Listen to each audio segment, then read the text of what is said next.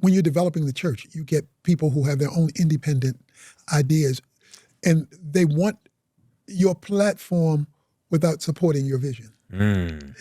And when you have people who want to do a Benedict Arnold kind of scenario because they want the environment, but they're really working for the other side, that can create consternation and battles, In fact, in an interview with Religion News Service, he referred to his sin as consternation. Then, when pressed, he referred to it as, quote, personal matters that he's not free to go into. He is back. Then, on Moody Radio's Chris Fabry Live, Evans referred to it as something else. It was bitter because there were some negative circumstances around it. Your book discusses choices and standards you think Christians should embrace. And you seem to have made a choice for yourself about standards when you stepped down from pastoral leadership at Oak Cliff Bible Fellowship last year. Can you share what the undisclosed sin was that prompted that decision? And if your healing and restoration process is continuing? Straight to the point. And this is how Tony Evans responded. And I quote Tony Evans. And notice the way he's answering this question like a politician. There was a decision made as I moved into a new relationship. What does that decision got to do with you moving into a new relationship? Got to do with the question that was asked. Why did you step down? And this is how he starts. There was a decision made. This is how, like when you're covering up something, okay, you don't answer something directly. This happened to Adam. Adam, where are you? Okay? And Adam it was the woman whom you gave me. Now Adam is actually blaming God. This is what we do whenever we are sin. It's fear, is blame, is independence. Okay? You're running away from your responsibility. So instead of him embracing the responsibility here, he's blaming on the decision that was made. And, stay with me, guys. There was a decision made. I was moved into a new relationship. My wife passed away in 2019. What does that got to do with the question, guys? We know his wife passed away. And I continue, guys. And I remarried 4 years later. And there was such a consternation around that. Guys, the scripture is clear, okay? You are free to marry only in the Lord if your husband or wife dies. The Bible is clear on that issue, okay? If your spouse dies, according to the scriptures, you are actually free to marry. So why would anybody have an issue with Tony Evans marrying again? Okay, and not only that, in fact, the wife that he married to, her husband also died. So, you had a widow and a widower coming together. Nothing wrong with that issue. So Tony Evans wants us to focus that there was a constant, what is the word here? What is the word saying, guys? I'm sorry. I can't even see it now because now I've wandered away, okay? Where are the demon slayers when you need them right now to come through for me right now? Okay, consternation around that. And people who were not as excited about it. And we were already in transition with my son in leading the church. So we just said this would be the best time to go. Guys, sorry. Okay, I'm just going to read it. Okay? So we just said this would be the best time to go ahead and make the transition so that all the consternation around it wouldn't interfere with that process. There was some underlying things, but that was the decision that was made as we moved forward. Guys, I'm sorry, but I am going to repeat to you the question that Dr. Tony Evans was asked. The question: your book discusses choices and standards you think Christians should embrace. And you seem to have made a choice for yourself about standards when you stepped down from pastoral leadership at Oak Cliff Bible Fellowship last year. Can you share? Listen to this.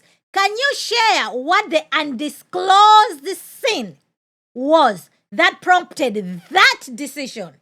And if your healing and restoration process is continuing? You tell me if Tony Evans answered that question. Please put it in the chat. If you believe Tony Evans asked the question, put a 1 in there, okay? Then we're just going to move on.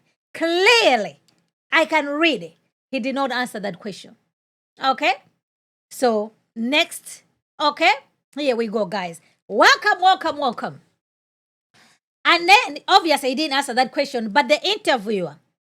And who made that decision, you or the church, in terms of him stepping down, in terms of his son coming to be an elder? And this is Tony Evans. A combination. It was a shared one.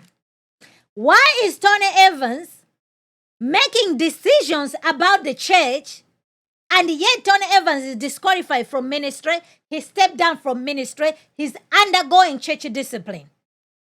So if this church, if these elders are actually doing their job, why is he involved of the things of the church while this gentleman is disqualified? Guys, the means how they have done this thing is unbiblical. And it's showing this is not hearsay, whatever. This is the answers from Tony Evans himself. So we are just taking him at his word. And then the interviewer, you use the word sin in your statement. And now you're using the word consternation. Can you explain what you mean? Tony Evans, there just was some personal matters that we are not free to go into, but some personal matters that precipitated that decision. Once again, he's not answering the question. You use the word consternation instead of sin. Can you explain what that means? So he's telling us the church decided that this is the word that they should be using. Because this is what he's saying. Okay? It was a personal matter. So if it was a personal matter, why did the church discipline Tony Evans? Why did the church remove him from being the leader of Oak Cliff Bible Church? This is a personal matter. Whatever you do in your family business, that's a personal matter. Nobody cares about that issue. Okay? Why did the church get involved in this personal matter? Huh? All right, and the interview continues, okay? The interview, so far, Tony Evans has not answered the question, okay? Anything more you can say? That's a little unclear. Tony Evans, I know, but because the church wanted to keep it within the bounds of the church, that's why we are honoring that. Hey, guys. You tell me just a scripture where a church is commanded to honor sinful behavior, where the church is honored to cover, to hide sin. Where? I would like to know. I would like to know. This, if there were doubts, people sitting at that church, this is the reason for them to walk out to leave that church yesterday. So when he's saying over here, the church, okay? The church is not just the elders.